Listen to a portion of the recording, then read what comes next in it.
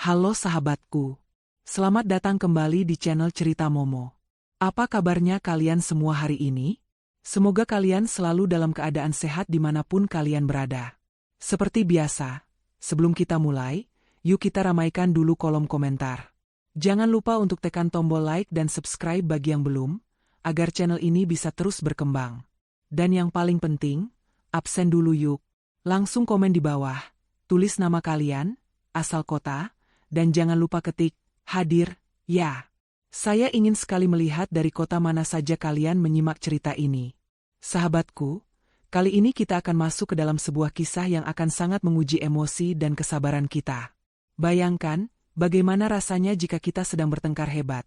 Lalu suami yang seharusnya melindungi kita, justru tega menurunkan kita di jalan yang sangat sepi, di tengah malam, saat hujan deras mengguyur. Pasti rasanya hancur, takut, dan putus asa. Itulah yang dialami Kania, tokoh utama kita. Tapi tepat saat dia merasa dunianya runtuh, tiba-tiba datang seorang pria buta misterius. Pria itu menawarinya pertolongan dan berkata, "Ikut aku, kita buat suami yang sombong yang tak tahu diri itu menyesal selamanya." Kania tentu saja syok. Tapi dia lebih syok lagi saat akhirnya dia tahu siapa sebenarnya pria buta itu. Siapa sebenarnya pria penolong itu? Dan rencana balas dendam seperti apa yang akan mereka susun untuk membuat si suami sombong itu bertekuk lutut? Sudah siap? Kita masuk ke ceritanya. Tetesan air hujan menghantam kaca depan sedan mewah itu tanpa ampun, menciptakan irama yang kacau balau. Suara wiper yang bergerak cepat menjadi satu-satunya bunyi yang memecah keheningan tegang di dalam kabin. Kania memilin jemarinya di pangkuan, merasakan dinginnya pendingin mobil menusuk kulitnya. Namun rasa dingin di hatinya jauh lebih menusuk. Di sampingnya, Marvin, suaminya, mengemudikan mobil dengan satu tangan di setir. Wajahnya berseri-seri, bibirnya menyunggingkan senyum sombong yang Kania kenal betul. Baru saja, 15 menit yang lalu, ponsel Marvin berdering. Sebuah panggilan yang memastikan bahwa calon investor besar yang selama ini diincarnya telah masuk perangkap. Akhirnya, Kania, akhirnya. Marvin tiba-tiba tertawa kencang, suaranya memenuhi ruang sempit mobil. Investor tua bodoh itu sudah setuju. Dia pikir dia bisa menolak pesonaku? Bodoh. Sebentar lagi, puluhan miliar akan masuk rekening kita. Marvin menoleh ke arah Kania, dagunya terangkat angkuh. Lihat. Kan? Apa ku bilang? Aku ini jenius. Mereka semua hanya tikus-tikus kecil dibandingkan denganku. Termasuk kamu. Kania tidak bisa ikut tersenyum. Ada rasa dingin yang menjalar di punggungnya setiap kali Marvin membicarakan proyek ini. Mas Marvin, apa ini tidak terlalu gegabah? Ini uang yang sangat besar. Apa kamu yakin data yang kamu berikan? SSSSTT. Marvin memotong cepat, wajahnya yang tadi berseri langsung mengeras. Suasana di dalam mobil berubah dalam sekejap. Dengar, Kania. Sudah berapa kali harus kukatakan? Tugasmu itu gampang. Duduk manis, pakai baju bagus yang kubelikan, tersenyum cantik di sampingku saat aku bertemu klien. Kamu itu pajangan, Kania. Pajangan yang mahal. Jangan coba-coba ikut campur urusan otak. Kamu tidak akan mengerti. Hinaan itu menusuk tepat di jantung Kania. Ini bukan pertama kalinya, tapi malam ini terasa lebih menyakitkan. Aku istrimu, Mas. Aku cuma khawatir. Lirik Kania, suaranya bergetar menahan amarah dan air mata yang mulai menggenang. Aku takut kesombonganmu ini akan menghancurkan kita. Kesombongan? Marvin membanting setir sedikit, membuat mobil oleng sesaat di jalanan yang licin. Kamu bilang aku sombong? Kamu pikir kamu bisa hidup mewah seperti ini kalau bukan karena kesombonganku? Kamu pikir Ibu Vira, ibuku, bisa tinggal di rumah bagus kalau aku tidak nekat? Marvin menatap Kania dengan mata menyala-nyala. Kamu seharusnya berterima kasih. Berlutut dan cium kakiku. Bukan menceramahiku seperti orang suci. Tapi itu penipuan, Mas. Kania akhirnya tidak tahan. Plah. Sebuah tamparan keras mendarat di pipi Kania. Panas, perih, dan mengejutkan. Mobil direm mendadak.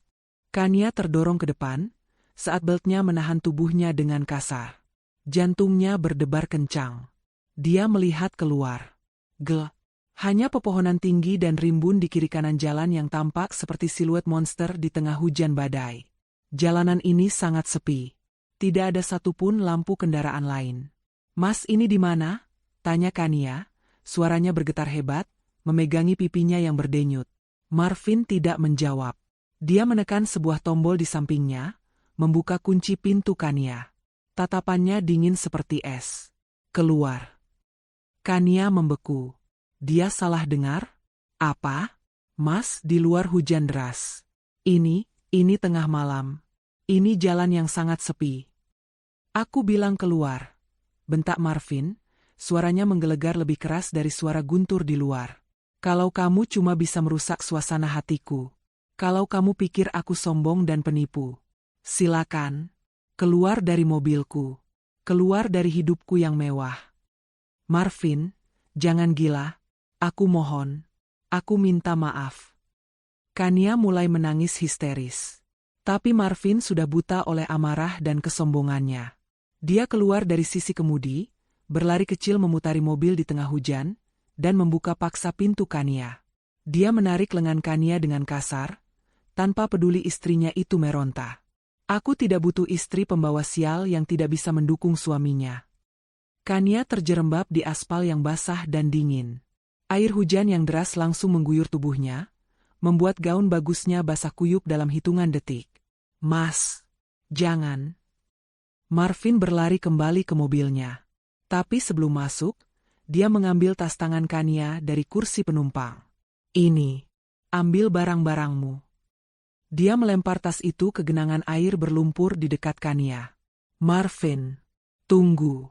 Jangan tinggalkan aku di sini. Aku takut." Pintu mobil terbanting menutup. Marvin menatap Kania sekilas dari balik kemudi, wajahnya datar tanpa belas kasihan. Detik berikutnya, ban mobil berdecit di aspal basah, mencipratkan air lumpur kotor ke wajah dan tubuh Kania.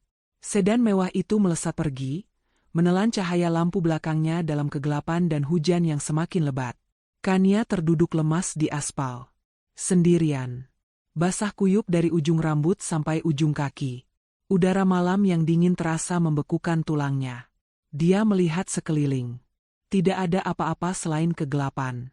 Suara hujan deras bercampur dengan isak tangisnya yang putus asa. Suaminya, pria yang dia cintai, pria yang baru saja merayakan kemenangannya, telah membuangnya di antah-berantah seperti sampah.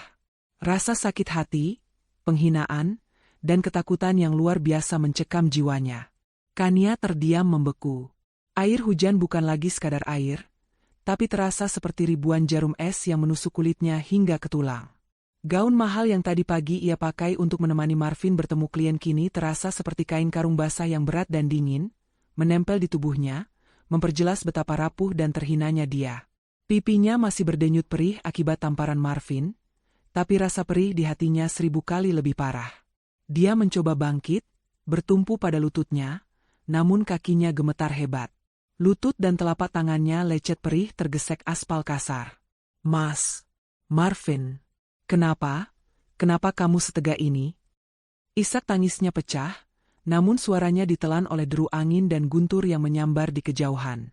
Dia memeluk dirinya sendiri, mencoba mencari kehangatan yang mustahil. Kegelapan di sekelilingnya terasa absolut. Pepohonan di kiri kanan jalan tampak seperti raksasa-raksasa hitam yang siap menerkam. Dia sendirian. Di tengah hutan. Di tengah badai. Dia benar-benar bisa mati di sini. Entah karena kedinginan, atau dirampok, atau Kania tidak berani melanjutkan pikirannya. Ketakutan itu melumpuhkannya. Tiba-tiba, dia teringat tasnya. Tas yang dilempar Marvin ke genangan lumpur. Dengan sisa tenaga, Kania merangkak beberapa jengkal, meraih tas kulit mahalnya yang kini penuh noda. Tangannya yang gemetar merogoh ke dalam, mencari satu-satunya harapannya, ponsel. Dia menariknya keluar. Hatinya mencelos. Layarnya retak dan gelap total. Air hujan telah merusaknya. Dia tidak bisa menghubungi siapapun. Tidak ada ranti sahabatnya, tidak ada siapa-siapa. Dia benar-benar terputus dari dunia. Tangisnya kembali pecah. Kali ini lebih kencang, tangisan putus asa yang sesungguhnya. Tepat saat itu, di puncak keputusasaannya, sesuatu yang aneh terjadi. Hujan yang mengguyurnya tiba-tiba berhenti. Kania terdiam. Aneh. Padahal suara hujan masih terdengar deras di sekelilingnya, menghantam aspal dan dedaunan. Dia mendongak perlahan, matanya yang pedih karena air mata dan air hujan kini menatap ke atas. Sebuah payung hitam besar terentang di atas kepalanya, melindunginya dari badai. Jantungnya serasa berhenti berdetak. Dia tidak mendengar suara mobil berhenti. Dia tidak mendengar langkah kaki. Dia terlalu sibuk meratapi nasibnya. Kania menahan napas, rasa takut yang baru dan berbeda menjalari punggungnya. Dia memberanikan diri menoleh ke samping. Sepasang sepatu pantofel pria yang basah, namun tampak bersih dan terawat, berdiri kokoh tepat di sebelahnya. Mata Kania yang ketakutan merayap ke atas. Seorang pria parubaya, berpenampilan sangat biasa, nyaris sederhana. Pria itu mengenakan jaket tipis yang juga basah di bagian bahu, namun dia memegang gagang payung itu dengan satu tangan yang kokoh, mengarahkannya tepat untuk melindungi Kania, membiarkan dirinya sendiri sedikit basah. Yang paling mencolok dan membuat Kania bingung adalah kacamata hitam legam yang dipakainya. Di tengah malam buta, di tengah hujan badai, dan di tangannya yang satu lagi, tergenggam sebuah tongkat lipat tongkat untuk tunanetra. Malam yang buruk untuk dibuang seperti sampah. Suara pria itu terdengar. Tenang, dalam, dan sama sekali tidak panik. Sangat kontras dengan situasi mereka. Suaranya tidak menggelegar, tapi terdengar jelas di antara deru hujan. Kania terkesiap, refleks menggeser tubuhnya mundur di aspal yang basah. Si siapa Anda? Apa mau Anda? Tolong jangan sakiti saya. Saya tidak punya apa-apa. Pria itu tidak menoleh padanya. Wajahnya tetap lurus ke depan, ke arah jalanan gelap tempat mobil Marvin menghilang beberapa menit lalu. Suamimu, Marvin, bukan? Darah Kania serasa membeku. Jantungnya yang tadi berhenti, kini berdebar begitu kencang hingga terasa sakit. Bagaimana pria buta ini bisa tahu? Dia bahkan tidak ada di sini saat Marvin membuangnya. Pria sombong yang tak tahu diri, lanjut pria itu, nadanya masih datar, seolah sedang mengomentari cuaca, bukan mengomentari tragedi hidup seseorang. Kania menelan ludah. Rasa takutnya kini bercampur dengan kebingungan yang luar biasa. Bagaimana Anda tahu nama suami saya? Anda menguntit kami? Anda siapa? Apa Anda salah satu kliennya? Pria itu akhirnya sedikit memiringkan kepalanya, seolah sedang mendengarkan getaran suara Kania dengan lebih baik. Kacamata hitam itu memantulkan tetesan air hujan yang memercik dari payung. Aku tahu lebih banyak dari yang kau kira, Kania. Kania terperangah. Dia tahu namanya. Ini bukan kebetulan. Pria ini tahu segalanya. Kita tidak punya banyak waktu. Berdiri, perintah pria itu. Bukan perintah yang kasar, tapi tegas dan tak terbantahkan. Jalan ini berbahaya jika terlalu lama. Akan ada orang jahat yang lewat, atau mungkin binatang buas.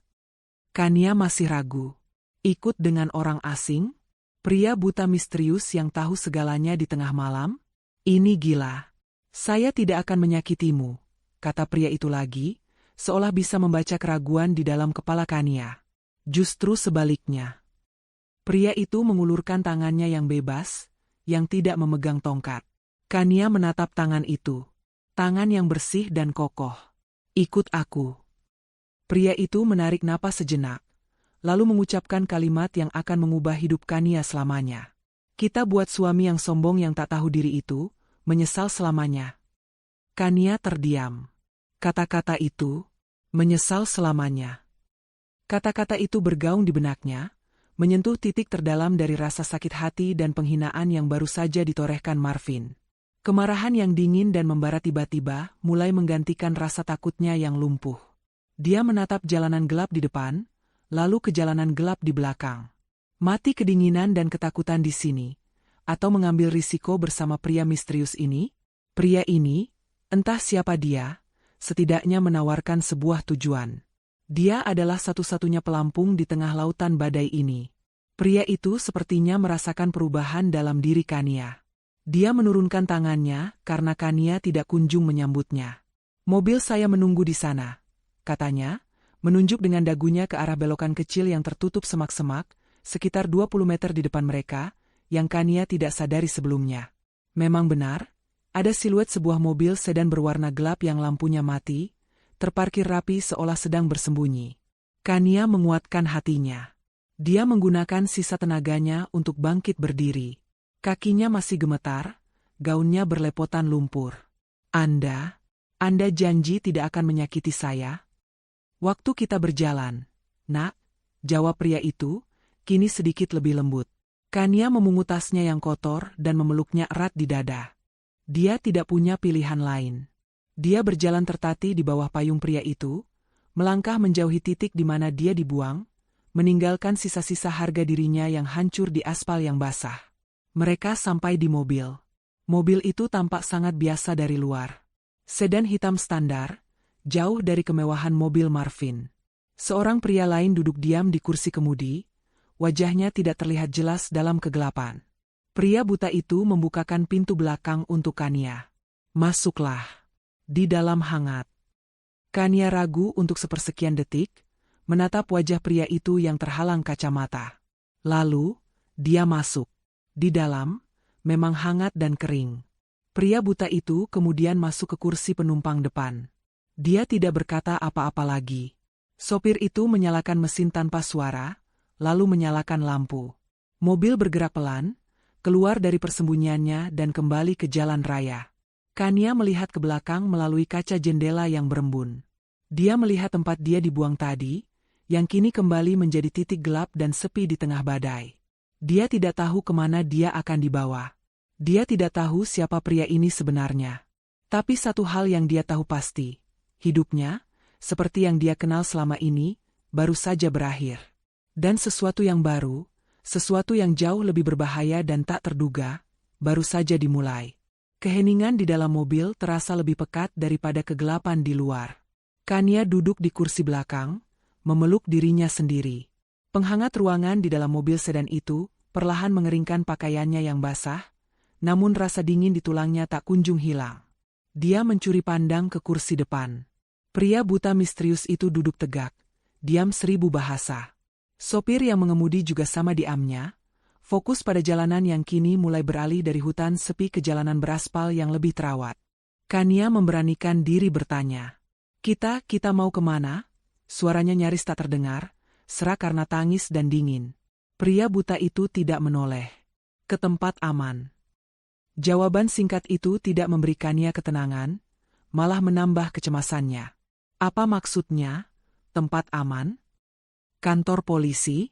Rumah sakit? Tapi mobil ini tidak mengarah ke sana.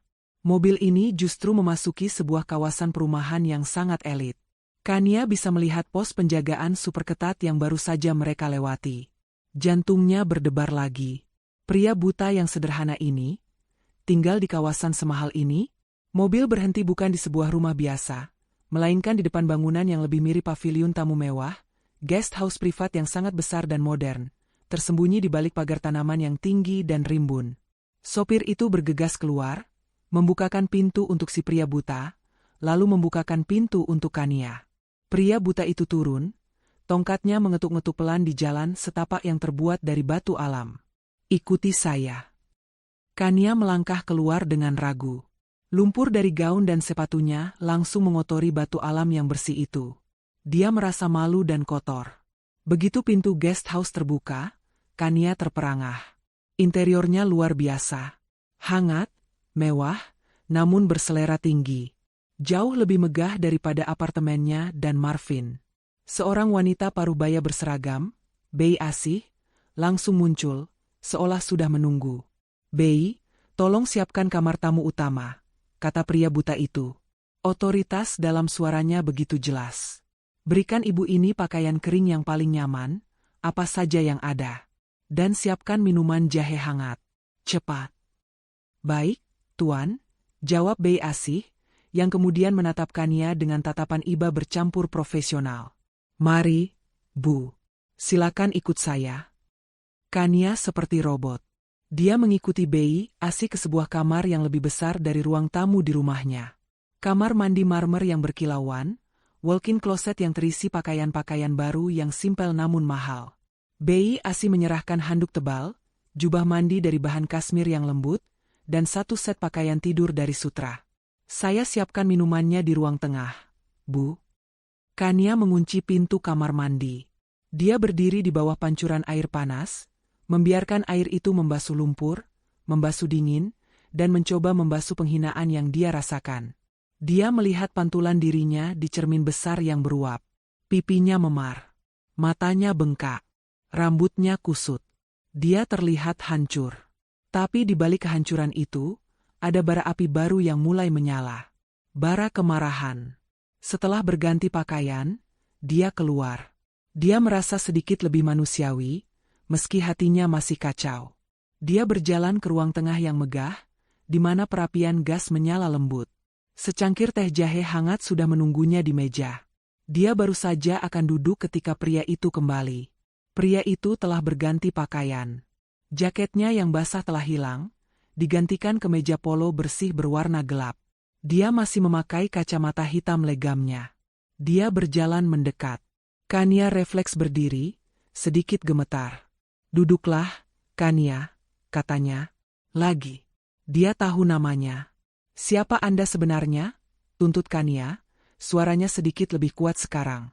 "Bagaimana Anda tahu nama saya? Bagaimana Anda tahu nama Marvin? Apa mau Anda? Anda bukan sekadar orang buta yang kebetulan lewat, kan?" Pria itu berdiri di depan perapian, membelakangi Kania sejenak. "Suamimu, dia adalah pria yang sangat bodoh. Dia pikir dia pintar, tapi dia hanya sombong. Dia punya berlian di rumah, tapi dia sibuk mencari kerikil di luar." "Jangan bicara tentang suami saya," potong Kania. "Meskipun dia baru saja membuangmu di jalanan seperti sampah," balas pria itu, nadanya tajam. Kania terdiam. Pria itu berbalik. Dia berjalan perlahan hingga berdiri tepat di depan Kania, hanya berjarak 1 meter. Kania bisa merasakan aura kekuasaan yang aneh menguar dari pria yang tidak bisa melihat ini. "Anda masih bertanya bagaimana saya tahu namamu," desah pria itu. "Padahal kau tidak bertanya, bagaimana saya tahu dia menipuku." Kania membeku. Apa maksud Anda?" Pria itu tersenyum tipis. Senyuman yang dingin. Matamu bengkak. Pipimu memar. Kania tersentak. "Bagaimana dia tahu? Anda?" "Kamu bingung," lanjut pria itu. "Bagaimana bisa seorang pria buta tahu detail seperti itu?" Pria itu mengangkat tangannya perlahan. Sangat perlahan. Jantung Kania berdebar begitu kencang seolah akan meledak dari dadanya. Tangan itu menyentuh bingkai kacamata hitam legamnya. Dan kemudian dia melepaskannya. Kania menahan napas. Dia siap melihat mata yang keruh, mata yang berkabut, atau bola mata yang rusak. Tapi yang dia lihat adalah sepasang mata yang paling tajam, paling jernih, dan paling cerdas yang pernah dia temui seumur hidupnya. Mata itu menatap lurus, menembus, langsung ke dalam jiwanya. Gelas. Cangkir teh jahe di tangan Kania terlepas dari genggamannya yang lemas. Cangkir itu jatuh ke karpet tebal yang mewah. Isinya tumpah, namun bunyinya nyaris tak terdengar. "Anda?" bisik Kania, tubuhnya gemetar hebat. Anda tidak buta." Pria itu menatapnya tanpa berkedip. "Tidak, Kania. Saya tidak buta.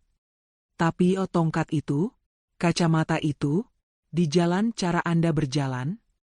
Kania tergagap, otaknya tidak mampu memproses informasi ini. "Perlengkapan kerja," jawab pria itu dengan tenang. Dia menunduk melihat cangkir yang tumpah, lalu kembali menatap Kania. Terkadang, cara terbaik untuk melihat karakter asli seseorang adalah dengan membuat mereka berpikir, Anda tidak bisa melihat mereka sama sekali. Pria itu melangkah mundur dan duduk di sofa tunggal di seberangnya. Menatap Kania dengan tatapan yang penuh perhitungan, namun ada sebersit simpati di sana. "Perkenalkan," katanya, nadanya kini berubah total. Tidak ada lagi nada pria tua misterius. Ini adalah nada seorang CEO. Nada seorang penguasa. Nama saya Darmawan. Kania mengernyit. Darmawan, Darmawan. Nama itu, ya Tuhan. Nama itu. Marvin menyebutnya berulang kali dalam tidurnya, dalam gumamannya, dalam rencana-rencananya. Anda, Darmawan? Kania menutup mulutnya dengan kedua tangan. Investor-investor yang akan ditemui Mas Marvin. Pak Darmawan mengangguk pelan. Lebih tepatnya, koreksinya dengan dingin. Saya adalah investor yang sedang menjadi target penipuan suamimu. Dan dia? Pak Darmawan tersenyum miring. Dia baru saja menyebut saya, investor tua bodoh, di telepon, 15 menit sebelum dia membuangmu. Kania terduduk lemas di sofa. Dunianya jungkir balik untuk kedua kalinya malam ini. Pria buta yang menolongnya, ternyata adalah target utama suaminya. Malam ini, lanjut Pak Darmawan, saya sedang dalam perjalanan pulang setelah mengawasinya di restoran. Saya melihat mobilnya ugal-ugalan. Saya menyuruh sopir saya mengikutinya. Dan saya melihat semuanya, Kania. Saya melihat penghinaan itu dengan kedua mata saya yang sangat jernih ini. Kania terduduk kaku di sofa mewah itu. Pikirannya berputar 1000 mil per jam, mencoba menyatukan kepingan-kepingan teka-teki yang baru saja dilemparkan ke pangkuannya. Pak Darmawan. Investor yang dikejar-kejar Marvin. Pria yang suaminya sebut, tua bodoh. Pria yang kini duduk di hadapannya dengan mata setajam elang. Pria yang baru saja menyelamatkannya setelah melihatnya dibuang seperti binatang. Semuanya terasa begitu surreal. Anda melihatnya? Bisik Kania, suaranya masih bergetar. Anda melihat Mas Marvin menampar saya? Dan meninggalkan saya? Saya melihat semuanya, jawab Pak Darmawan, nadanya datar namun syarat dengan ketegasan. Saya melihat arogansinya di restoran saat dia pikir berhasil meyakinkan tim saya. Dan saya melihat puncaknya malam ini. Saya katakan padamu, Kania, suamimu itu tidak hanya bodoh, dia juga ceroboh. Pak Darmawan bangkit dari kursinya, berjalan perlahan ke arah jendela besar yang menghadap ke taman yang basah oleh hujan. Dia berdiri membelakangi Kania sejenak. Proposal yang diajukan Marvin kepada saya, itu sampah. Data keuangan palsu. Dia menggelembungkan aset perusahaan hingga 300% dan menyembunyikan utang ban yang hampir jatuh tempo. Dia pikir saya tidak akan memeriksanya? Dia pikir saya membangun semua ini? Pak Darmawan menggerakkan tangannya, menunjuk ke kemewahan di sekelilingnya, dengan menjadi bodoh. Kania menelan ludah. Dia tahu Marvin nekat, tapi dia tidak tahu separah ini. Kenapa Anda memberitahu saya semua ini? Tanya Kania, ketakutan mulai merayapinya lagi. Apa dia akan dijebloskan ke penjara juga sebagai istri Marvin? Pak Darmawan berbalik. Tatapannya intens, seolah mengukur kedalaman jiwa Kania. Saya bisa saja langsung menghancurkannya. Menyerahkan bukti awal saya ke polisi dan melihatnya membusuk di penjara. Tapi itu terlalu mudah baginya. Dan itu tidak akan menyelesaikan masalah Anda. Dia berjalan mendekat, berhenti beberapa langkah di depan Kania. Saya punya prinsip, Kania. Saya benci penipu. Mereka merusak ekosistem bisnis yang sehat dengan kebohongan. Tapi ada satu hal yang lebih saya benci. Dia berhenti sejenak, membiarkan kata-katanya menggantung di udara. Saya lebih benci lagi pria yang menindas wanita. Terutama pria yang menggunakan kekuatannya untuk menghina istri yang seharusnya dia lindungi. Kata-kata itu menghantam Kania. Dia menatap Pak Darmawan, dan untuk pertama kalinya malam itu, dia tidak melihat ancaman. Dia melihat sekutu. Saya punya bukti-bukti dari luar. Lanjut Pak Darmawan, suaranya kembali ke nada bisnis. Proposal palsunya, rekaman pertemuannya dengan tim saya. Tapi untuk menjeratnya tanpa celah, saya butuh sesuatu dari dalam. Sesuatu yang hanya bisa diakses olehmu. Darah Kania serasa berhenti mengalir. Apa yang Anda ingin saya lakukan? Suamimu, kata Pak Darmawan sambil berjalan ke sebuah meja kerja di sudut ruangan. Dia pasti menyimpan data keuangan yang asli di suatu tempat. Laptop pribadinya, yang selalu dia bawa-bawa itu. Atau mungkin brankas rahasia di ruang kerjanya. Saya butuh bukti pembandingnya, Kania. Data asli yang dia sembunyikan, yang akan membuktikan 100% bahwa proposal yang dia berikan pada saya adalah kebohongan yang disengaja. Kania gemetar. Masuk ke ruang kerja Marvin, menyentuh laptopnya. Itu adalah area terlarang. Marvin akan membunuhnya jika tahu. Tapi bayangan tamparan Marvin, suara mobilnya yang melesat pergi di tengah hujan, dan rasa dingin yang membekukan di jalanan tadi, kembali membakar hatinya. Penghinaan itu? Apa yang akan terjadi padanya jika saya membantu Anda? Tanya Kania, suaranya kini lebih mantap. Dia akan mendapatkan hukuman yang setimpal. Penjara, kebangkrutan, kehancuran total, jawab Pak Darmawan tanpa basa-basi. Dan kamu akan bebas. Bebas. Satu kata itu bergema di benak Kania. Bebas dari hinaan. Bebas dari rasa takut. Bebas dari pria yang telah mengubahnya dari wanita cerdas menjadi pajangan yang tak berharga. Didorong oleh rasa sakit hati dan penghinaan yang sudah diubun-ubun, Kania mengangkat wajahnya. Pipinya mungkin memar, tapi matanya kini menyala dengan resolusi baru. Saya akan bantu Bapak. Katakan, apa yang harus saya lakukan? Senyum tipis, nyaris tak terlihat, tersungging di bibir Pak Darmawan. Saya tahu Anda wanita cerdas. Kania. Marvin meremehkanmu, itu kesalahan terbesarnya. Dia membuka laci meja kerjanya dan mengeluarkan dua benda kecil. Satu adalah sebuah flash disk berwarna hitam polos. Satunya lagi adalah sebuah bros kecil berbentuk daun yang cantik. Ini bukan flash disk biasa, jelas Pak Darmawan, menyerahkannya pada Kania. Ini alat penyalin data berkecepatan tinggi. Saat Marvin lengah, kamu hanya perlu mencolokkannya ke laptopnya. Tidak perlu membuka file apapun. Tekan tombol kecil di sampingnya 3 kali. Dia akan menyalin semua data tersembunyi, termasuk yang sudah dihapus, dalam waktu kurang dari 5 menit. Lalu dia mengambil bros itu. Dan ini perekam audio dan video definisi tinggi. Sematkan di pakaianmu di rumah. Saat kamu berbicara dengannya. Saat dia menelepon Ibu Vira, ibunya. Saat dia mungkin membuka brankasnya. Kita butuh semua bukti itu. Pak Darmawan memberikan instruksi terakhirnya. Besok, saya akan mengantarmu pulang. Jangan terlihat marah. Terlihatlah hancur, menyesal, dan ketakutan. Minta maaflah padanya. Katakan kamu salah telah meragukannya. Pria sombong seperti Marvin akan mabuk oleh egonya. Saat dia merasa menang, saat itulah dia akan menjadi sangat lengah. Kania menggenggam kedua benda itu. Rasanya dingin dan berat di tangannya. Saya mengerti. Bagus, kata Pak Darmawan. Sekarang, istirahatlah. Besok perangmu yang sesungguhnya dimulai. Matahari pagi menembus awan kelabu sisa badai semalam. Sebuah sedan hitam biasa berhenti di tikungan jalan, sekitar 100 meter dari lobi apartemen penthouse mewah tempat Kania tinggal. Kania tidak diantar sampai depan. Itu adalah bagian dari rencana Pak Darmawan untuk menghindari kecurigaan sekecil apapun. Anda yakin siap, Kania? Suara Pak Darmawan terdengar tenang dari airpitch kecil yang tersembunyi di telinga Kania, tersamar oleh rambutnya yang sengaja dibiarkan tergerai kusut. Kania menatap gedung tinggi di depannya. Gedung yang selama ini dia anggap sebagai rumah, namun semalam terasa seperti penjara yang membuangnya. Saya siap, desisnya pelan.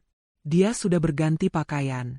Tim Pak Darmawan menyediakan pakaian ganti yang mirip dengan miliknya, namun tampak kusam dan sedikit lembab. Pipinya yang sembab dan sisa memar kebiruan di pipinya adalah riasan terbaik untuk perannya pagi ini. Dia juga telah memasang bros perekam kecil berbentuk daun di balik rah pakaiannya, tersembunyi namun siaga. Dia melangkah keluar dari mobil. Setiap langkah menuju lobi terasa berat. Ini adalah panggungnya. Dia bukan lagi Kania sang korban yang menangis di jalanan. Dia adalah Kania sang aktris, yang akan memainkan peran terpenting dalam hidupnya. Dia menempelkan keycardnya di lift privat. Jantungnya berdebar kencang, bukan karena takut pada Marvin, tapi takut gagal dalam misinya. Denting. Pintu lift terbuka, langsung di dalam unit penthouse mereka. Suasana di dalam ruangan terasa tegang. Dan di sana, di tengah ruang tamu, berdirilah Marvin. Dia jelas tidak tidur. Kemeja yang ia kenakan semalam kini kusut masih, rambutnya acak-acakan, dan matanya merah. Dia mondar-mandir seperti singa dalam kandang. Begitu pintu lift terbuka dan Kania melangkah keluar dengan tertatih, mata Marvin langsung menyipit tajam. Kemarahan murni terpancar dari wajahnya. "Beraninya kamu kembali," bentak Marvin, suaranya menggelegar di ruangan yang sunyi. "Dari mana saja kamu?" "Hah? Pergi ke polisi? Mengadu pada sahabatmu? Kamu pikir aku takut?" Dia jelas cemas semalaman, bukan cemas akan keselamatan Kania, tapi cemas jika Kania merusak rencananya. Kania, persis seperti yang telah dilatihnya dalam hati semalaman, langsung menunjukkan reaksi yang diharapkan Marvin. Dia tersentak hebat mendengar bentakan itu, bahunya merosot seolah-olah jiwanya telah patah. Dia tidak mengucapkan sepatah kata pun. Dia hanya berjalan maju beberapa langkah, kakinya sengaja diseret seolah tak bertenaga. Lalu, di depan Marvin yang masih memasang kuda-kuda untuk marah lebih lanjut, Kania melakukan sesuatu yang tak terduga. Bruk! Dia menjatuhkan dirinya. Bersimpuh di lantai marmer yang dingin, tepat di kaki Marvin. Marvin tertegun. Kania mengangkat kedua tangannya, mencengkeram erat ujung celana bahan mahal suaminya. Kepalanya tertunduk dalam. Bahunya berguncang hebat. Mas Marvin. Maafkan aku, isaknya. Tangisan ini tulus. Namun bukan tangisan penyesalan, melainkan tangisan kemarahan yang disalurkan. Aku minta maaf, Mas. Aku salah. Aku salah sudah melawanmu. Aku kedinginan, aku takut sekali semalam. Keheningan melanda. Marvin menatap puncak kepala istrinya yang berguncang. Dia mengharapkan perlawanan, teriakan, atau mungkin ancaman. Dia tidak mengharapkan penyerahan diri total seperti ini. Perlahan, sangat perlahan wajah Marvin yang tegang mulai mengendur. Matanya yang marah kini berubah menjadi meremehkan. Senyum miring yang penuh kemenangan tersungging di bibirnya. Dia telah menang. Dia telah mematahkannya. Bagus, desis Marvin, suaranya rendah dan penuh kepuasan. Dia menarik kakinya dengan kasar dari cengkeraman Kania, membuat istrinya itu nyaris tersungkur ke depan. Bagus kalau kamu akhirnya tahu diri. Bagus kalau kamu akhirnya sadar di mana posisimu yang sebenarnya. Marvin berjongkok di depan Kania, posturnya mengintimidasi. Dengan kasar, dia menjambak rambut Kania, memaksa istrinya mendongak untuk menatapnya. Matanya menatap tajam ke mata Kania yang basah air mata. "Lihat aku," perintahnya. "Sakit, kan rasanya dibuang? Itu pelajaranmu. Jangan pernah lagi, kamu berani meragukanku, atau membantah satu kata pun yang keluar dari mulutku. Paham?" Rasa sakit di kulit kepalanya menjalar, tapi Kania menahannya. Dia menatap mata suaminya, menunjukkan ketakutan yang murni di permukaannya. Iya, Mas. Paham, lirihnya, suaranya bergetar. "Aku paham. Maafkan aku. Kamu benar, Mas. Kamu selalu benar. Aku yang bodoh. Aku tidak akan pernah melawanmu lagi." Marvin tertawa. Tawa yang keras, sombong, dan melegakan. Dia melepaskan jambakannya dengan kasar. Dia berdiri, merasa seperti dewa. Egonya membuncah setinggi langit. Istrinya sudah takluk di kakinya. Investor bodoh itu akan segera menyerahkan uangnya. Dia adalah raja dunia.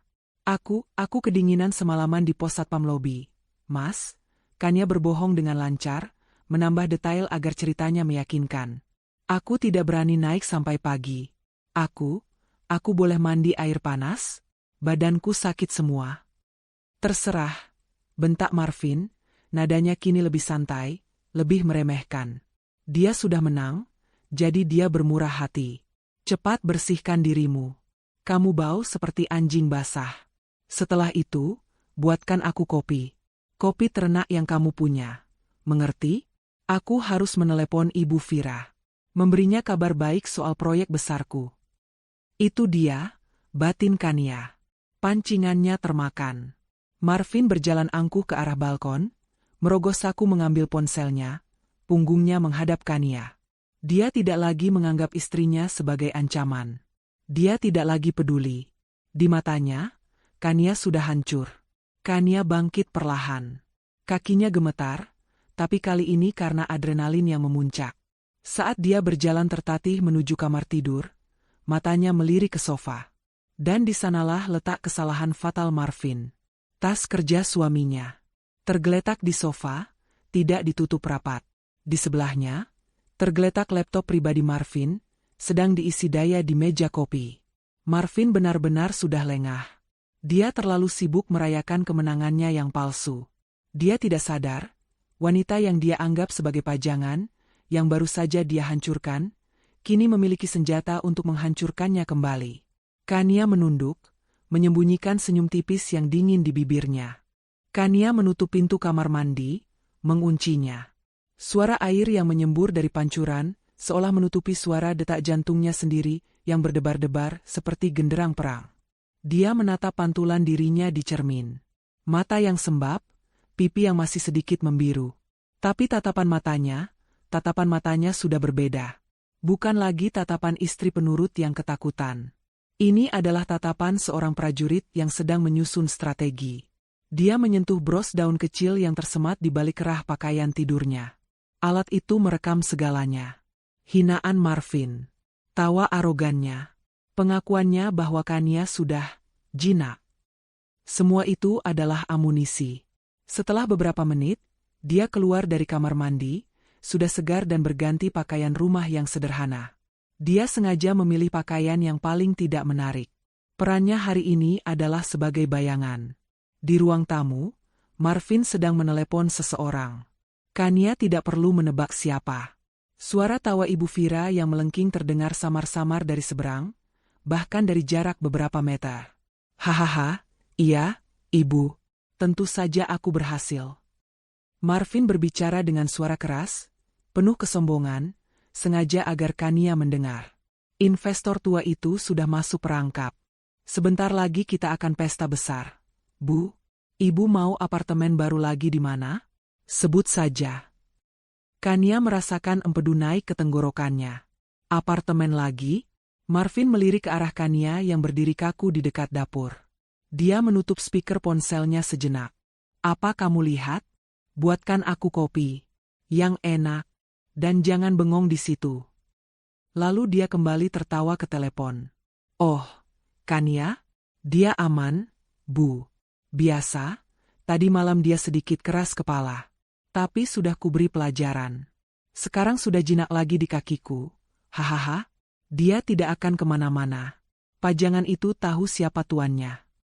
Tangan Kania terkepal di sisinya, hingga kuku-kukunya memutih. Sabar, Kania.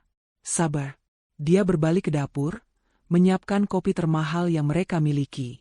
Tangannya harus stabil. Dia tidak boleh menunjukkan getaran kemarahan sedikitpun.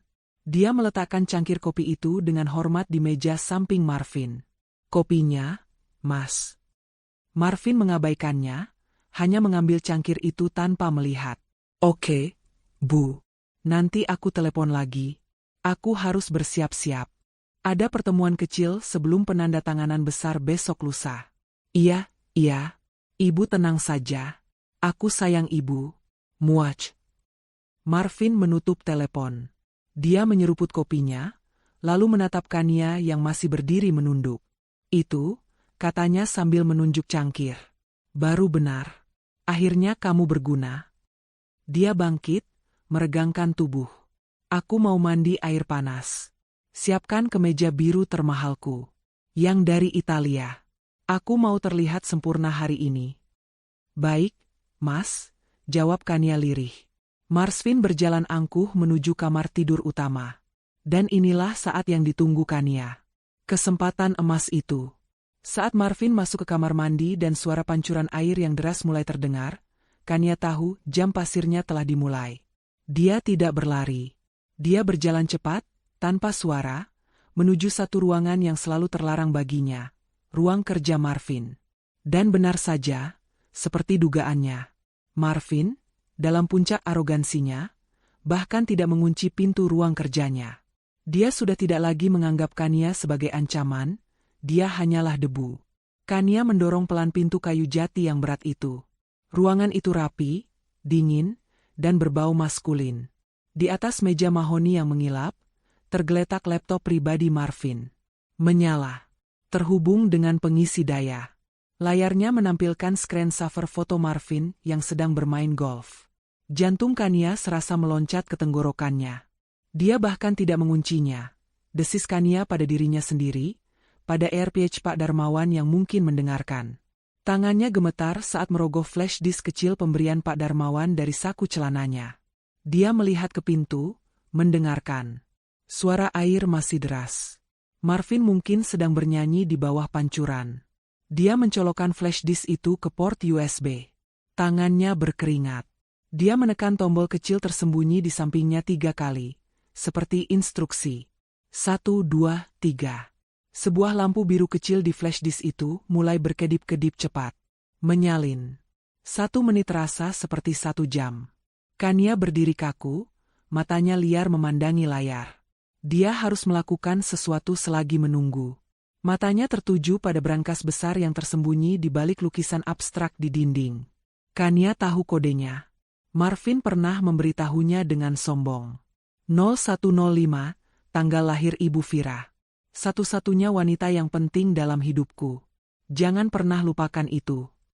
Tangan Kania bergerak cepat di atas keypad numerik. 0105 klik. Brankas terbuka. Dia tidak mencari uang. Dia mencari dokumen. Dan di sanalah mereka. Tepat di rak atas. 2 map tebal. Map pertama bertuliskan, keuangan asli. Map kedua bertuliskan, aset Ibu Vira. Jantungnya seakan berhenti berdetak. Dia membuka map Ibu Vira terlebih dahulu. Isinya bukan hanya bukti transfer. Isinya adalah salinan sertifikat. Sebuah apartemen mewah di pusat kota. Sebuah ruko di kawasan bisnis. Dan sebidang tanah di puncak. Semuanya atas nama Ibu Vira. Jadi ini, desisnya penuh racun. Ini bukan sekadar penipuan investasi. Ini adalah penggelapan uang perusahaan yang sistematis. Uang yang seharusnya menjadi aset bersama mereka, dialihkan Marvin ke ibunya sendiri.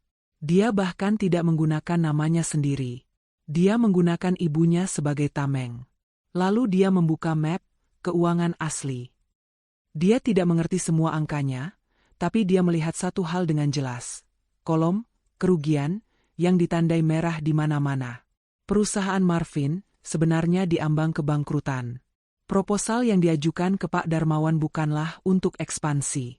Itu adalah untuk menutupi lubang utang yang menganga. Ting. Suara notifikasi lembut datang dari laptop. Di layar, muncul jendela kecil, copy complete. Lampu di flash disk itu kini menyala hijau solid. Tepat pada saat itu, suara pancuran air di kamar mandi utama berhenti. Keheningan total. Napas Kania tercekat. Dia bergerak seperti kilat. Dia menutup kedua map itu, memasukkannya kembali ke brankas, menutup pintu brankas, dan memutar kuncinya. Dia memutar lukisan kembali ke tempatnya. Dia berlari ke meja, mencabut flash disk itu dengan sekali tarikan. Dia baru saja menyembunyikan flash disk itu di balik pinggang celananya ketika pintu ruang kerja terbuka. Marvin berdiri di sana, hanya mengenakan handuk yang melilit pinggangnya, rambutnya basah meneteskan air. Dia menatap Kania dengan curiga. "Sedang apa kamu di sini?" Jantung Kania serasa meledak. Napas Kania tertahan di tenggorokannya. Dia membeku.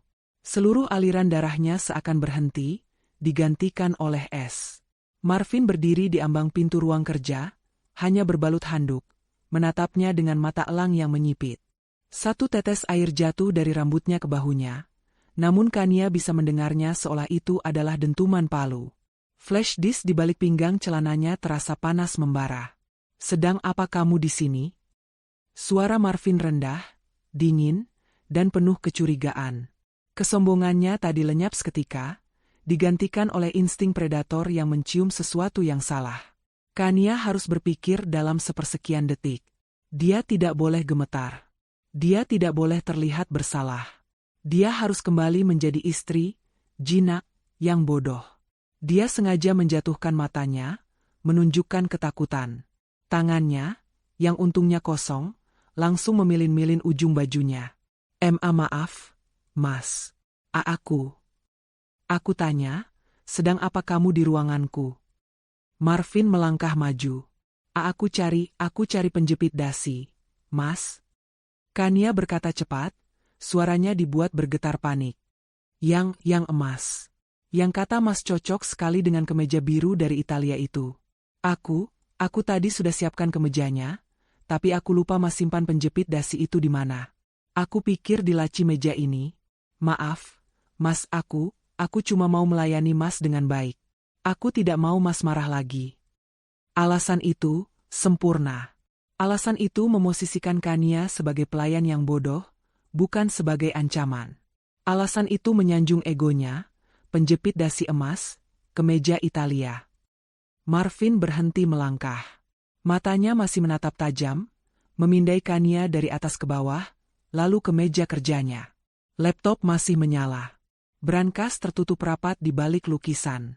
Tidak ada yang terlihat salah. Kecurigaannya perlahan mereda, digantikan oleh rasa jijik yang biasa. Bodoh, desisnya. Penjepit dasi itu ada di kotak jam tanganku. Bukan di sini. Sudah kubilang jangan pernah masuk ruanganku tanpa izinku. Otakmu di mana? Dia meraih lengan Kania dengan kasar, menariknya keluar dari ruangan. Pergi. Siapkan kemejaku. Dan jangan pernah menyentuh apapun di ruang kerja ini lagi. Mengerti? Iya, Mas. Mengerti. Maafkan aku, Mas. Kania menunduk dalam-dalam, menyembunyikan kelegaan yang luar biasa besar di matanya. Dia ditarik keluar dan Marvin membanting pintu ruang kerja itu hingga tertutup. Kania bersandar di dinding koridor, kakinya lemas nyaris tak bisa berdiri. Dia berhasil. Flash disk berisi semua kebusukan Marvin kini aman bersamanya. Sisa pagi itu Kania habiskan dengan menjadi pelayan yang sempurna. Menyiapkan kemeja, menyemir sepatu, membuatkan sarapan kedua. Marvin, setelah insiden kecil di ruang kerja tadi, kembali ke mode sombongnya. Dia sudah melupakan kecurigaannya, terlalu sibuk membayangkan puluhan miliar yang akan datang. Kesempatan kedua Kania datang saat makan siang. Mas, katanya dengan suara sepelan mungkin. Stok kopi kesukaan Mas yang dari luar negeri itu, tinggal sedikit. Apa boleh aku ke supermarket di bawah untuk membelinya? Supaya besok pagi Mas tetap bisa minum. Marvin, yang sedang sibuk di laptopnya, laptop yang sama sekali tidak dia curigai baru saja diperkosa datanya, mendengus. Repot sekali. Ya sudah, pergi. Jangan lama-lama. Dan jangan coba-coba menelepon siapapun. Aku tahu apa yang kamu lakukan. Dia melempar beberapa lembar uang ratusan ribu ke meja. Baik, Mas. Terima kasih, Mas. Kania bergegas pergi. Tujuannya bukan supermarket. Di lobi basement apartemen, di sudut yang sepi dekat pintu keluar darurat, Ranti, sahabatnya, sudah menunggu. Wajah Ranti pucat karena cemas. Kania, ya Tuhan, kamu tidak apa-apa. Ranti langsung memeluknya. Aku tidak apa-apa. Tidak ada waktu, Kania melepaskan pelukan itu. Dengan gerakan cepat, dia menyerahkan flash disk hitam kecil itu dan bros daun yang dari tadi tersemat di bajunya. Ini, semua ada di sini. Keuangan asli, bukti transfer ke Ibu Vira, dan rekaman semua hinaan Marvin pagi ini. Tolong, Ran. Berikan ini ke tim Pak Darmawan. Pasti, Ranti menggenggam benda-benda itu erat. Pak Darmawan sudah menyiapkan segalanya. Timnya menunggu di seberang jalan. Kania, setelah ini, apa kamu yakin? Aku yakin, jawab Kania, matanya berkilat dingin. Aku mau dia hancur sehancur-hancurnya. Kania kembali ke atas, membawa kantong belanjaan berisi kopi mahal sebagai alibi. Sisa hari itu berjalan lambat menyiksa. Sore harinya, saat Kania sedang menyiapkan makan malam, ponsel Marvin berdering nyaring di ruang tengah. Kania mengintip dari dapur. Marvin mengangkatnya dengan gaya angkuh. Ya, halo? Kania melihat perubahan di wajah suaminya. Wajah itu menegang, lalu pecah menjadi senyum euforia terbesar yang pernah Kania lihat. Benarkah? Ya, tentu saja. Marvin tertawa terbahak-bahak. Investor utama? Sangat terkesan? Tentu saja. Saya bilang juga apa? Visi saya jelas. Marvin mondar-mandir, dadanya membusung. Lusa? Penandatanganan final? Jam 10 pagi di kantor Darmawan Group? Catat. Saya pasti akan ke sana. Ini berita terbaik dalam hidup saya. Terima kasih. Terima kasih. Marvin menutup telepon. Dia berteriak kencang. Yes. Dia berlari ke arah Kania di dapur, tapi tidak untuk memeluknya. Dia memegang kedua bahu Kania, mengguncangnya sedikit. Lihat. Akhirnya. Puluhan miliar, Kania. Puluhan miliar. Investor tua itu sudah takluk. Aku bilang juga apa? Aku jenius. Aku jenius. Kania hanya bisa mengangguk, memasang wajah kagum yang palsu. Marvin langsung mengambil ponselnya lagi, menekan panggilan cepat. Ibu. Ibu Vira. Kita berhasil. Lusa kita resmi jadi miliarder. Hahaha. Siapkan gaun terbaik ibu. Ibu mau apa? Tas? Mobil baru? Sebut saja, Bu. Anak kesayangan ibu ini berhasil. Marvin berpesta sendirian. Dia membuka sebotol sampanye mahal, meminumnya langsung dari botol. Dia memutar musik keras-keras, menari-nari di ruang tamunya, merayakan kehancurannya sendiri yang akan datang dalam waktu kurang dari 48 jam. Dia menoleh pada Kania, yang berdiri diam mematung di sudut ruangan, memegang led. Dan kamu, katanya, menunjuk Kania dengan botol sampanye, tatapannya meremehkan. Kamu, istri pembawa sialku. Kamu beruntung aku masih mau menerimamu saat aku kaya nanti. Mungkin, aku akan membelikanmu kalung baru. Sebagai ganti rugi sudah menakut-nakutimu semalam. Kania hanya tersenyum tipis. Senyum yang sangat dingin. Iya, Mas. Kamu memang hebat. Padahal dalam hatinya, dia menghitung mundur setiap detiknya. Hari itu akhirnya tiba. Lusa, yang dinanti-nantikan Marvin telah menjadi hari ini. Langit Jakarta cerah, seolah alam semesta berkonspirasi untuk merayakan kemenangan palsu Marvin. Sejak pagi, penthouse itu sudah riuh. Bukan oleh Kania, tapi oleh dua orang yang merasa telah menaklukkan dunia, Marvin dan Ibu Vira. Ibu Vira sudah datang sejak pukul 7 pagi, mengenakan gaun impor baru yang dibelikan Marvin kemarin, warnanya merah menyala. Riasan wajahnya tebal, dan perhiasan emas berkilauan di leher, pergelangan tangan, dan jemarinya. Dia mondar-mandir di ruang tamu, menginspeksi segalanya dengan gaya seorang ratu baru. Kania, Kania, bentak Ibu Vira, padahal Kania hanya berdiri 5 langkah darinya.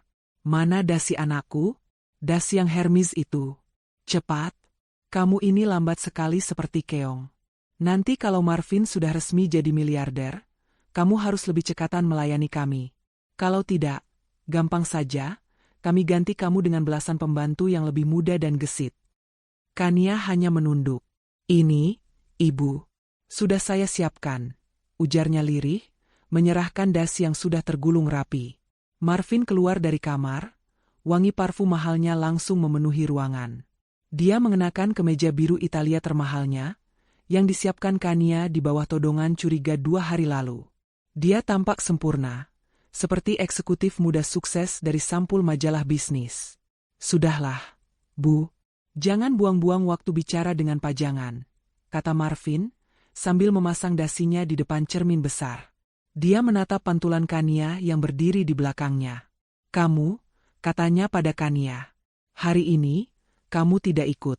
Kamu tunggu di sini, jaga rumah, dan jangan sentuh apapun. Ayo, Bu, takdir kita sudah menunggu, kata Marvin, menawarkan lengannya pada Ibu Vira. Oh, tentu, anakku sayang. Ibu Vira terkikik, menggamit lengan Marvin dengan bangga. Mereka berdua berjalan keluar dari pintu lift, seperti raja dan ratu yang akan menghadiri penobatan. Saat pintu lift tertutup, Kania menegakkan punggungnya. Matanya yang tadi tunduk kini menatap tajam ke pintu yang tertutup. Benar, desisnya pelan. Takdir kalian memang sudah menunggu. Perjalanan Marvin dan Ibu Vira ke kantor Darmawan Group diwarnai tawa dan rencana-rencana besar. Setelah ini, Ibu mau beli penthouse di sebelah. Biar bisa mengawasimu, Marvin, kata Ibu Vira. Dan kita pecat Kania. Buang dia, ganti dengan model yang lebih cantik. Semua gampang, Bu, jawab Marvin, egonya membubung tinggi. Mereka tiba di gedung pencakar langit yang dimaksud. Gedung Darmawan Group menjulang gagah, terbuat dari kaca dan baja yang berkilau di bawah sinar matahari pagi. Begitu megah dan dingin, membuat mobil mewah Marvin tampak biasa saja di depannya. Mereka melangkah masuk ke lobi. Hening. Hanya suara hak sepatu Ibu Vira yang beradu dengan lantai marmer yang mengilap. Puluhan orang berjalan dalam diam, semua mengenakan setelan mahal, semua sibuk. Atmosfernya sangat berbeda dari perusahaan rintisan Marvin yang kacau. Di sini, semuanya presisi. Selamat pagi. Kami ada janji dengan Pak Darmawan. Penandatanganan final, kata Marvin pada resepsionis dengan suara yang dibuat berwibawa. Resepsionis cantik itu tersenyum tipis. Ah, ya, Bapak Marvin dan Ibu Vira. Selamat datang. Pak Darmawan sudah menunggu Anda di boardroom utama, lantai 50. Lantai 50. Ruang boardroom utama. Marvin dan Ibu Vira bertukar pandang penuh kemenangan. Ini baru level mereka. Lift privat meluncur naik tanpa suara. Jantung Marvin berdebar, bukan karena takut, tapi karena antusiasme yang meluap-luap. Pintu lift terbuka di lantai 50, langsung menghadap sebuah koridor privat yang dihiasi karya seni abstrak mahal. Seorang asisten telah menunggu dan mengantar mereka ke sebuah pintu kayu raksasa setinggi 2 kali lipat tubuh mereka. Pintu itu didorong pelan, terbuka tanpa suara. Di baliknya, terbentang sebuah ruangan yang luar biasa. Satu sisi dindingnya adalah kaca, menyuguhkan pemandangan seluruh kota Jakarta dari ketinggian. Di tengah ruangan, sebuah meja rapat dari kayu hitam solid yang sangat panjang terbentang. Beberapa orang berpenampilan serius, para pengacara, Kania menduga, sudah duduk di sisi meja. Dan di ujung meja, di kursi pimpinan yang paling besar, seseorang duduk membelakangi mereka, menatap keluar jendela. Selamat pagi, sapa Marvin riang, melangkah masuk dengan percaya diri, menarik kursi untuk ibunya. Marvin di sini, siap untuk hari besar ini. Maaf, apa?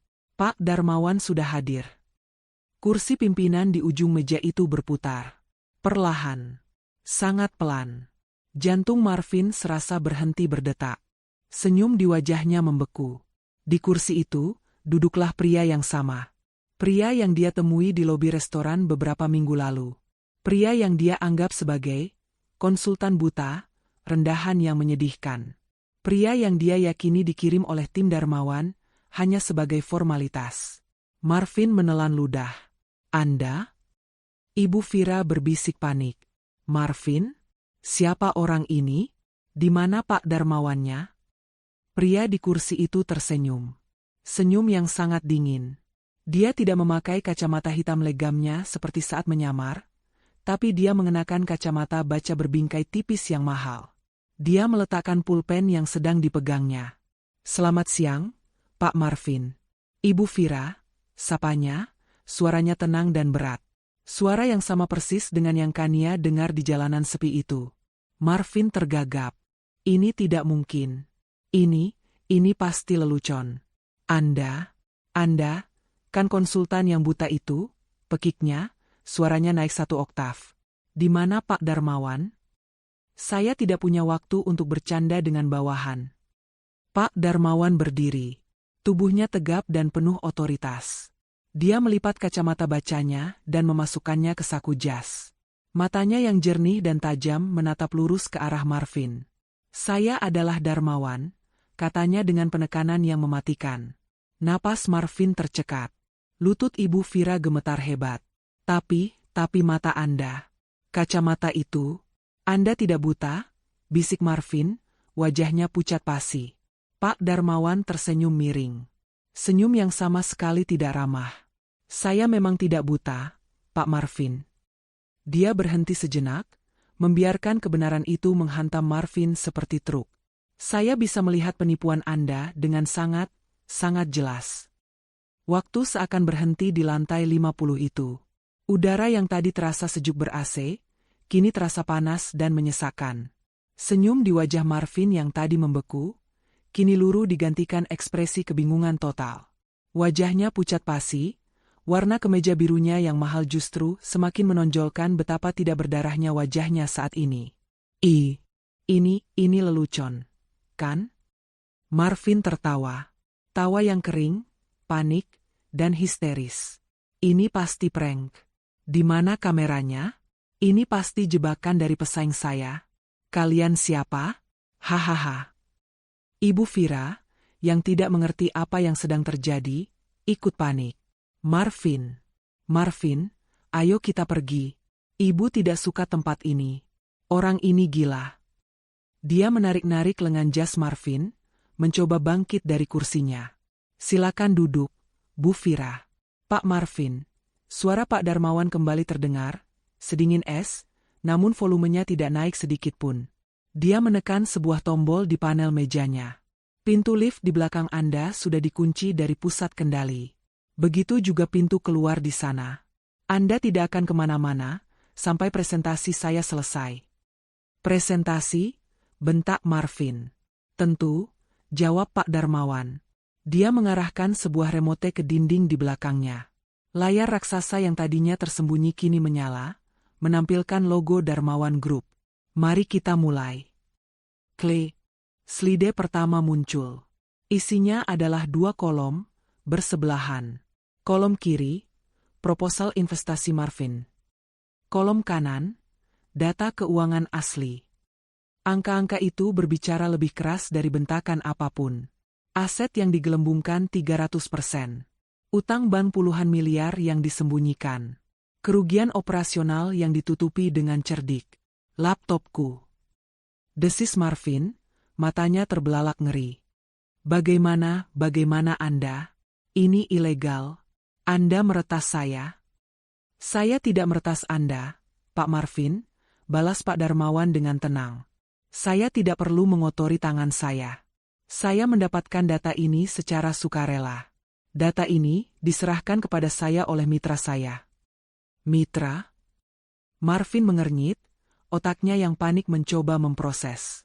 Mitra siapa?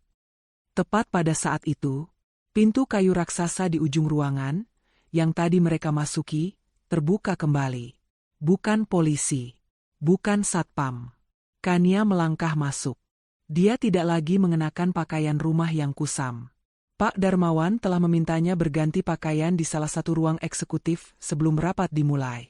Kania kini mengenakan power dress sederhana berwarna biru tua, warnanya senada dengan kemeja Marvin, sebuah ironi yang menyakitkan.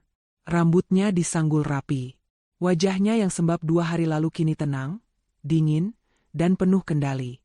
Di sampingnya, berjalan sahabatnya, Ranti, sebagai saksi.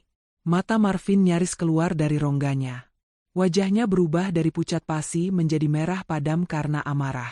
Kania? Teriaknya, suaranya memantul di dinding kaca. Apa yang kamu lakukan di sini? Beraninya kamu. Ini tempat penting.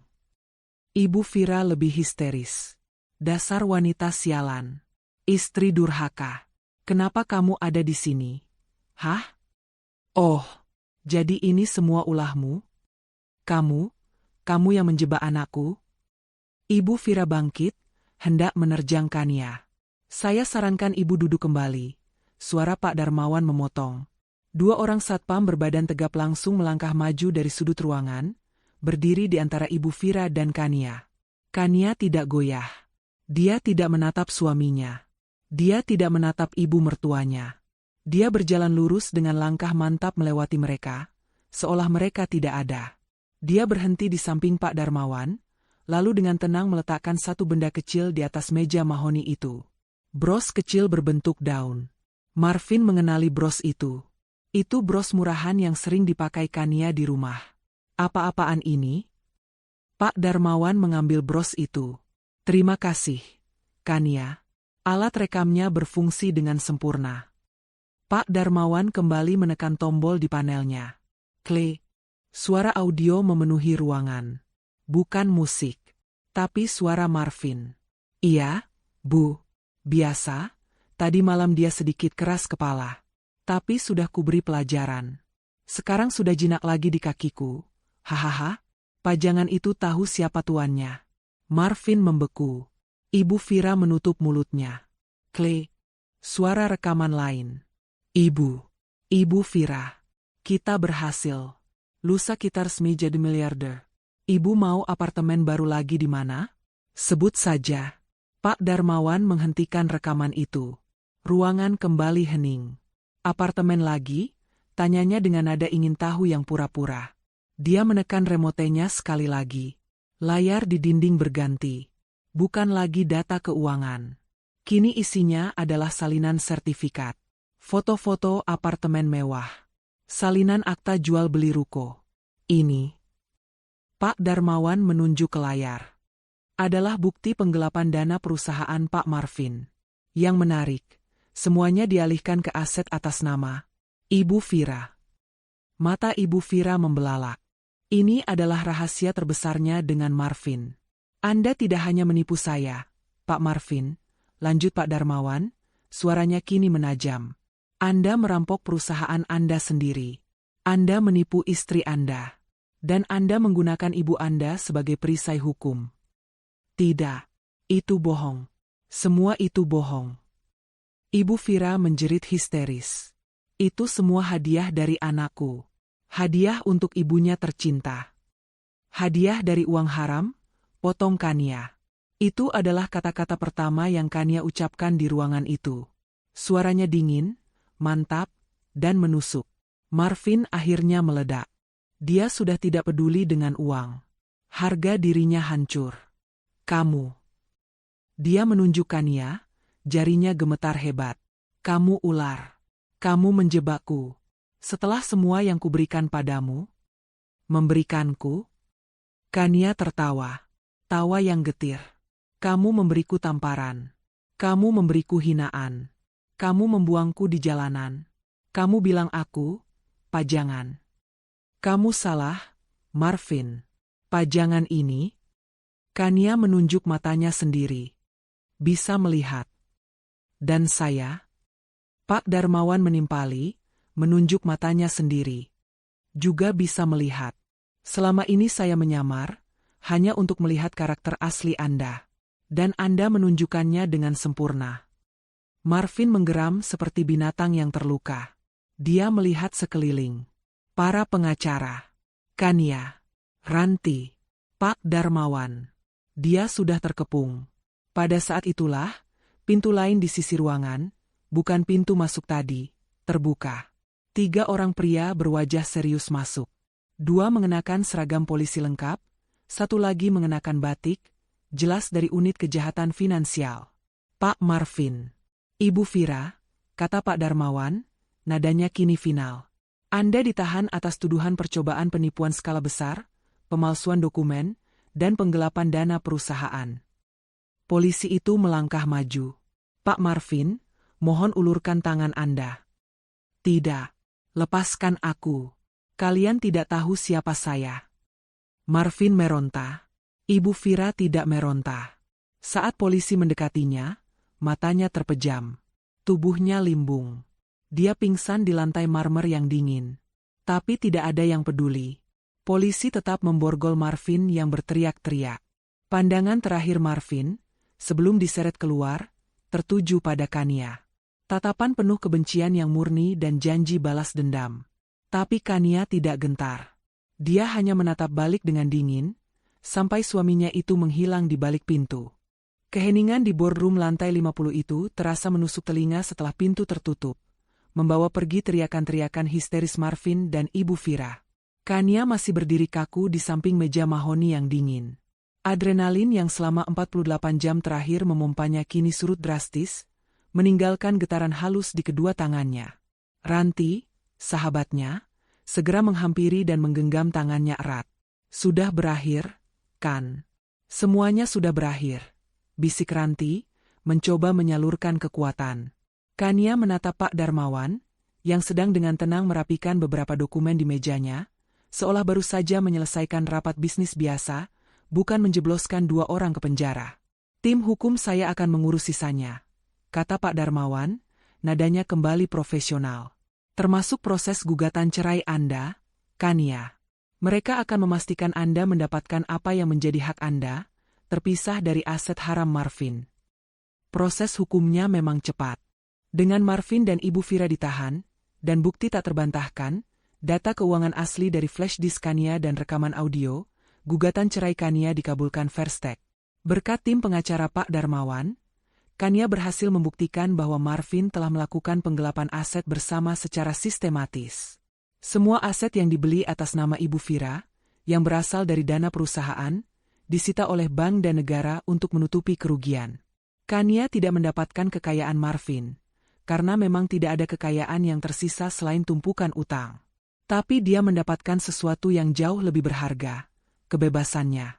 Dia keluar dari pernikahan itu persis seperti saat dia masuk, hanya membawa martabat dan aset pribadinya, yang selama ini selalu diremehkan oleh Marvin. 2 minggu setelah putusan cerai resmi berkekuatan hukum, Kania menerima sebuah undangan. Bukan panggilan pengadilan. Bukan surat tagihan. Sebuah undangan elegan untuk minum teh di kantor Pak Darmawan. Kali ini, dia tidak diantar ke boardroom yang dingin. Dia diantar ke kantor pribadi Pak Darmawan di lantai teratas. Ruangan itu sangat berbeda. Hangat, dipenuhi rak buku tebal, karya seni yang menenangkan, dan pemandangan taman di atap gedung. Pak Darmawan tidak duduk di kursi kuasanya. Dia berdiri di dekat jendela, menatap taman, persis seperti bayangan Kania tentang pria itu saat pertama kali mereka bertemu di guest house. "Silakan duduk, Kania," sapanya, suaranya kini terdengar ramah, nyaris kebapakan. "Saya tidak akan menawari Anda jahe hangat, tapi teh di sini cukup enak." Kania duduk. Dia bukan lagi wanita ketakutan yang mengenakan jubah mandi kasmir pinjaman. Dia adalah dirinya sendiri. "Saya kesini untuk mengucapkan terima kasih, Pak. Untuk segalanya. Anda tidak hanya menyelamatkan saya malam itu, Anda memberi saya hidup saya kembali." Pak Darmawan berbalik. Dia tersenyum tulus. "Saya yang harus berterima kasih, Kania. Anda menyelamatkan perusahaan saya dari kerugian puluhan miliar. Tapi di luar itu, Anda mengkonfirmasi sesuatu yang saya yakini seumur hidup. Integritas adalah aset yang paling mahal." Dia duduk di sofa yang berhadapan dengan Kania. "Suamimu mantan suamimu. Koreksinya, selalu menyebutmu, pajangan." Dia benar-benar bodoh. Dia memiliki berlian murni di rumahnya, tapi dia sibuk mencoba menjual batu kerikil palsu di luar. Pak Darmawan mencondongkan tubuhnya sedikit. Dia pikir aset terbesarnya adalah proposal palsunya. Padahal aset terbesarnya adalah Anda, Kania. Kecerdasan Anda, ketenangan Anda, integritas Anda. Aset yang dia sia-siakan, dia hina, dan akhirnya dia buang di jalanan. Kata-kata itu, itulah validasi yang Kania butuhkan. Bukan pujian atas kecantikannya, bukan pengakuan atas status sosialnya, tapi pengakuan atas dirinya. "Tim saya melakukan riset kecil," lanjut Pak Darmawan, mengubah topik. "Tentang Anda. Sebelum Anda menikah dengan Marvin, Anda adalah analis keuangan junior terbaik di firma Anda. Lulusan cum laude. Marvin yang meminta Anda berhenti bekerja setelah menikah, bukan?" Kania mengangguk. Dia bilang, tidak pantas seorang istri bekerja. Dia bilang tugas saya adalah melayaninya. "Sampah," desis Pak Darmawan pelan. "Saya benci menyia-nyiakan bakat. Dan bakat Anda, Kania, terlalu berharga untuk disia-siakan di dapur." Dia mengambil sebuah map tipis dari meja di sampingnya. "Saya tidak menawari Anda ini karena kasihan. Saya tidak memberi Anda amal. Saya menawari Anda ini karena saya seorang pebisnis yang serakah. Dan saya serakah akan orang-orang terbaik." Dia menyerahkan map itu pada Kania. Isinya adalah surat penawaran kerja. Manajer analisis risiko dan kepatuhan. "Di salah satu anak perusahaan utama saya," jelas Pak Darmawan. "Gajinya sesuai kualifikasi Anda. Pekerjaannya menuntut, stresnya tinggi, dan saya tidak mentolerir kesalahan. Ini bukan hadiah, Kania. Ini tantangan." Mata Kania berkaca-kaca saat membaca detail tawaran itu. Ini adalah impiannya sebelum Marvin mematikannya. Dia mengangkat wajahnya. Air mata itu tidak jatuh. Kapan saya bisa mulai? 6 bulan kemudian. Sebuah apartemen yang lebih kecil, namun cerah dan hangat, diisi dengan buku dan tanaman hijau. Kania menyesap kopinya di balkon kecilnya. Pukul 7 pagi. Dia tidak lagi menyiapkan kopi untuk pria sombong. Dia menyiapkannya untuk dirinya sendiri.